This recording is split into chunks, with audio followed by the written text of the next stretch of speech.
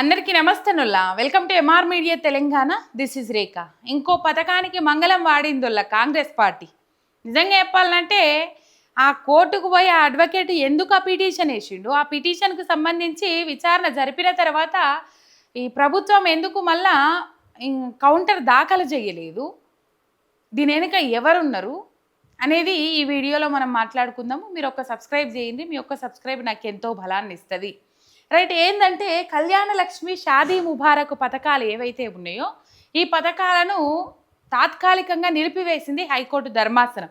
4 వారాలు స్టే విధించింది ఈ పథకాల మీద.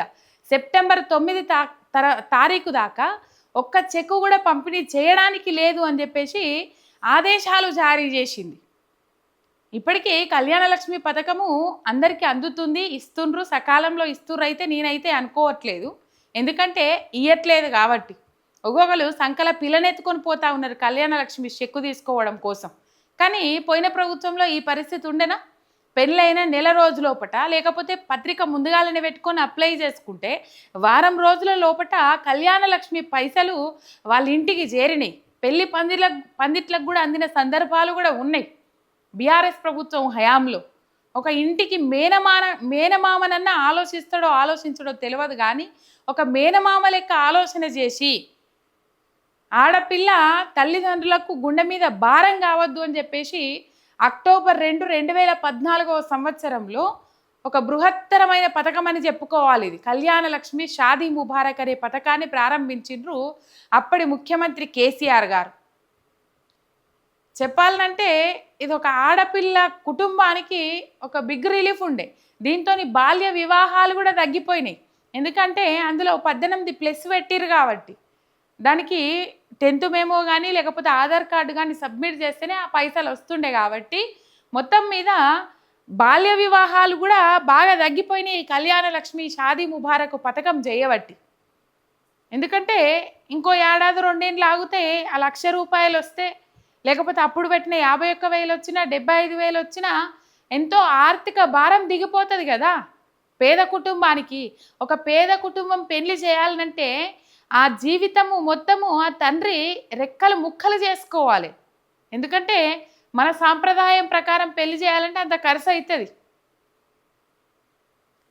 అట్లా ఆడబిడ్డ భారం కావద్దు అని చెప్పేసి, ఆడబిడ్డ పెళ్లి భారం కావద్దు అని చెప్పేసి కళ్యాణ లక్ష్మి పథకాన్ని ప్రారంభించిండ్రు అప్పటి ముఖ్యమంత్రి కేసీఆర్ గారు. ముందుగాల ఎస్సీ ఎస్టీ సామాజిక వర్గానికి 51,000 పోతా ఉంటే తర్వాత 75,116 రూపాయలు, తర్వాత ₹1,16,000గా దాన్ని పెంచి కళ్యాణ లక్ష్మి కింద అన్ని సామాజిక వర్గాలకు అందిస్తూ కొనసాగించుకుంటూ వచ్చింది బీఆర్ఎస్ ప్రభుత్వం. ఏం మాట్లాడతాడు రేవంత్ రెడ్డి? బీఆర్ఎస్ ప్రభుత్వం హయాంలో కొనసాగించిన పథకాలు ఏవైతే ఉన్నాయో ఆ పథకాలన్నీ కొనసాగిస్తున్న నేను ఏ ఒక్క పథకాన్ని కూడా ఆపలేదు అని చెప్పేసి మాట్లాడతాడు కదా. ఇప్పుడు కళ్యాణ లక్ష్మి ఆపేసిండ్రు, దళిత బంధు ముందుగాలనే ఆపేసిర్రు, బీసీ బంధు ముందుగాలనే ఆపేసిర్రు, కేసీఆర్ కిట్టు ముందుగాలనే ఆపేసిర్రు, న్యూట్రిషన్ కిట్టు ముందుగాలనే ఆపేసిండ్రు. రైతన్నలకు రైతు భరోసా నడుస్తుందా అని అంటే అమాసకు పున్నానికి అన్నట్లు 6 నెలలకు వేయాల్సింది ఏడాది దాటి ఏడాదికి వేస్తా ఉన్నాడు. 6 గ్యారంటీలు ఇచ్చిర్రు, అలవి కానీ హామీలు ఇచ్చిర్రు. అధికారంలోకి వచ్చి కూర్చున్నారు. ఒక్కొక్క పథకానికి మంగళం వాడుకుంటూ పోతా ఉన్నారు. ఇప్పుడు నడిచేది ఏంటంటే ఒక ఫ్రీ బస్సు పథకం అంతే, అంతకు మించి ఏది నడుస్తలేదు. ఈ కాంగ్రెస్ వాళ్ళు గొప్పలు చెప్పుకురుడు బంద్ చేయరు మొదలు. ఇంకా కొంతమంది మాట్లాడతారు అసలైన స్వాతంత్రం వచ్చింది ఎప్పుడు, ఈ స్వాతంత్ర దినోత్సవాన్ని మంచిగా జరుపుకొని తెలంగాణలో కాంగ్రెస్ పార్టీ అధికారంలోకి వచ్చిన తర్వాత తెలంగాణ ప్రజలకు అసలైన స్వాతంత్రం వచ్చింది, ఈ స్వాతంత్ర దినోత్సవాన్ని మంచిగా జరుపుకోరని కొంతమంది వీడియోలు చేస్తుండే. గమ్మత్ అనిపిస్తూ ఉన్నది, నిజంగా చాలా గమ్మత్ అనిపిస్తూ ఉన్నది. మహిళలకు పథకాలు అందుతున్నాయట, అందుకే స్వాతంత్రం వచ్చినట్టట. సన్నబియ్యం అందుతుందట, అందుకే స్వాతంత్రం వచ్చినట్టట. ఫ్రీ కరెంట్ వస్తుందట, అందుకే స్వాతంత్రం వచ్చినట్టట. ఇట్లా చెప్పుకుంటూ పోతే మరి మహిళలకు ఏనంగా అందుతున్నాయో, మరి వాళ్ళకేమన్నా అందుతున్నాయేమో సపరేట్గా. వాళ్ళు కాంగ్రెస్ పార్టీ నాయకులు కాబట్టి వాళ్ళకేమన్నా అందుతున్నాయో, కాంగ్రెస్ పార్టీకి కోసం పనిచేస్తారు కాబట్టి వాళ్ళకేమన్నా అందుతున్నాయో తెలియాలి. కానీ అంటే ఇట్లా స్క్రోల్ చేసుకుంటూ పోతా అంటే ఒక వీడియో కనబడ్డది, గమ్మత్ అనిపించింది. అయితే ఇక్కడ కళ్యాణ లక్ష్మి పథకం ఏదైతే ఉన్నదో, షాదీ ముబారక్ కళ్యాణ లక్ష్మి పథకం ఏదైతే ఉన్నదో ఈ పథకం చట్టబద్ధత లేదు అని చెప్పేసి వేణుగోపాల్ అనే అడ్వకేటు హైకోర్టులో పిటిషన్ వేసిండట. హైకోర్టులో పిటిషన్ వేసిన తర్వాత ఈ హైకోర్టులో పిటిషన్ మీద విచారణ జరిపిన హైకోర్టు ధర్మాసనము ఈ ప్రభుత్వానికి ఆదేశాలు జారీ చేసింది. దీని మీద ఈ రోజు లోపల కౌంటర్ దాఖలు చేయాలని చెప్పేసి. కౌంటర్ ఎందుకు దాఖలు చేయాలి? ఈ సర్కారు కొనసాగించే ఆలోచన ఉంటే లేదు మేము కొనసాగిస్తాము పథకము, చట్టబద్ధత లేదు, దానికి చట్టబద్ధత మేము తీసుకొస్తాము, అసెంబ్లీలో ఈ అసెంబ్లీ సమావేశాలలో చట్టబద్ధత తీసుకొస్తాము, లేకపోతే క్యాబినెట్ సమావేశం పెట్టి ఇంకో విధంగా ఎట్లనన్నా చేస్తాము, మొత్తం మీద చట్టబద్ధత తీసుకొస్తాము.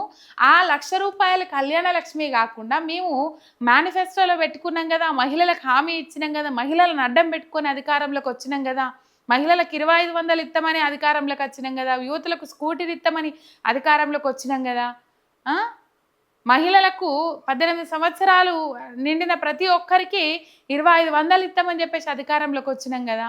మరి కళ్యాణ లక్ష్మి కింద ₹1,00,000 పాటు తులం బంగారం కూడా అన్నరోళ్ళ తులం బంగారం కూడా ఇస్తామని చెప్పారు. ఆ తులం బంగారం కూడా ఇస్తాము, ఈ 1,00,000 కాకపోతే 1,50,000 చేసి ఇస్తాము అప్పుడున్న బంగారం ధర ప్రకారమే అని అంటలేరు. కౌంటర్ కూడా దాఖలు చేయలేరు. అంటే కౌంటర్ దాఖలు చేయలేరు అన్నప్పుడే మనకు అర్థం కావాలి ఈ పథకాన్ని కొనసాగించే ఆలోచన ఈ రేవంత్ రెడ్డి సర్కార్కు లేదు. ఈ పిటిషన్ వేయడం వెనుక ఎవరున్నారు? అండ్ హైకోర్టు ధర్మాసనం స్టే ఇచ్చింది 4 వారాల పాటు. అంటే కౌంటర్ దాఖలు చేయకపోవడం వల్లనే కదా. ఫీజు రీఎంబర్మెంట్స్కి సంబంధించి విద్యార్థులకు కౌంటర్ దాఖలు చేయాలంటే కూడా కౌంటర్ దాఖలు చేయలే ఈ సాతగాని సర్కార్. సాతగాకేం కాదు, కొర్రీలు పెట్టాలి, తప్పించుకోవాలి అంతే. కొర్రీలు పెట్టాలి, తప్పించుకోవాలి. ఇప్పుడే ఈ ప్రభుత్వం మీద తీవ్రమైన వ్యతిరేకత ఉన్నది. ఈ కళ్యాణ లక్ష్మి, షాదీ ముబారక్ ఆపేస్తే గనక ప్రతి పేద ఇంటి ఆడబిడ్డ కంపల్సరీ కేసీఆర్ని యాద్ చేసుకుంటుంది. అలా బరాబరి యాద్ చేసుకుంటారు. వచ్చినోళ్ళు కళ్యాణ లక్ష్మి పైసలు వచ్చినోళ్ళు యాద్ చేసుకుంటారు. ఈయలను ఈ పథకాన్ని బంద్ చేస్తే మాత్రం రేవంత్ రెడ్డి కంపల్సరీ ప్రతి ఒక్క ఆడబిడ్డ నోట్లో నువ్వు నానుతావు. ఎందుకు నానుతావు తెలుసా? పెళ్లి చేసుకుంటున్న ప్రతి ఆడబిడ్డ నోట్లో నువ్వు నానుతావు, ఆడబిడ్డ అవ్వయ్యల నోట్లో కూడా నువ్వు నానుతావు. ఎందుకు నానుతావు అని అంటే కేసీఆర్ ఉన్నప్పుడు కళ్యాణ లక్ష్మి పైసలు ఇస్తుండే, పెళ్ళి టయానికి అందుతుండే, పెళ్ళి అయిపోయినాక వారం నెల రోజులకు అందుతుండే. ఇలా సంకరం పిల్లలు ఎత్తుకొని పోవడానికి పోయినా కూడా అందుతలేవు. ఇక దాంతో తీవ్రమైన వ్యతిరేకత వస్తుంది అని చెప్పేసి ఇట్లా ఇగో ఈ భాగవతం ఆడిరు, ఈ నాటకం ఆడిరు అనేది మాత్రము తెలంగాణ జనాలకు అర్థమవుతుంది.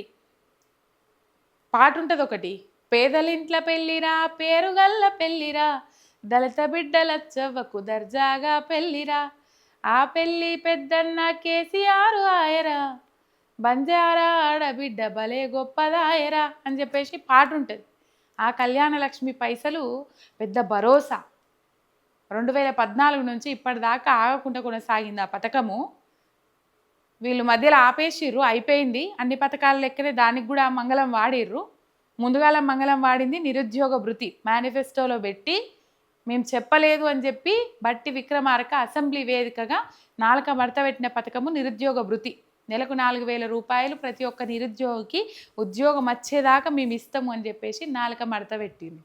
ఇప్పుడు ఇంకొక పథకానికి మంగళం వాడిరు, ఇట్లా చాలా పథకాలకు మంగళం వాడిరు. మధ్యలో ఇప్పుడు కళ్యాణ లక్ష్మి, షాదీ ముబారక్ కూడా మంగళం వాడిరు. దీని వెనక పక్క రేవంత్ రెడ్డి కుట్రనే దాగి ఉన్నది. తులం బంగారం కాదు కదా, ఇప్పటిదాకా పిల్లనెత్తుకొని పోయినా కూడా చెక్ వచ్చింది కదా, పిల్లనెత్తుకొని పోయినప్పటికీ చెక్ వచ్చింది కదా, ఇప్పుడు రాదిగా. సెప్టెంబర్ 9 దాకా ఇది ఆగుతుంది. సెప్టెంబర్ 9 లోపు ప్రభుత్వం కౌంటర్ దాఖలు చేయకపోతే ఇంకా స్టే కొనసాగుతుంది. ఇట్లున్నది. పథకాలు కొనసాగించుడంటే మంటలేస్తుంది రేవంత్ రెడ్డికి. మరి కొత్తగా ఏమైనా పేరు పెట్టుకోవాలి దీనికి, అన్నిటికీ పెట్టి మంగళం వాడిండు కదా. ఈ కళ్యాణ లక్ష్మి, షాదీ ముబారక్లో కూడా కేసీఆర్ కనబడితే కేసీఆర్ పేరు వాళ్ళు యాద్ చేసుకుంటే నువ్వు దీనికి పేరు మార్చుకొని ఇంకేమైనా చేయి. కాకపోతే పేదలకు వచ్చే లబ్ధి ఏదైతే ఉన్నదో దాన్ని మాత్రం ఆపకు. పేదోళ్ళ ఇంటి ఆడబిడ్డకు ఇది ఎంతో సాయం అవుతుంది ఈ కళ్యాణ లక్ష్మి, షాదీ ముబారక్ అనేది. ఆలోచన చేసుకో. ఇక గిట్లా చేస్తే కంపల్సరీ మొన్నటి గేమ్ చూపెట్టిన కదా 2028 ఎన్నికలల్లో తెలంగాణ మరియు అని చెప్పేసి ఒక గేమ్ చూపెట్టిన కదా 2028 ఎన్నికలల్లో కథం ఓడగొట్టుడు ఖాయం. ఆల్రెడీ డిసైడ్ చేసిండ్రు. మీ శాసనం మీరే రాసుకున్నారు. తెలంగాణలో కాంగ్రెస్ పార్టీకి నూకలు లేకుండా చేసిర్రు. కథం bye bye tata good bye. ఇది కథ. ఒక సబ్స్క్రైబ్ చేసుకొని సపోర్ట్ చేయండి. మీ ఎంఆర్ మీడియా తెలంగాణ శనార్థ్.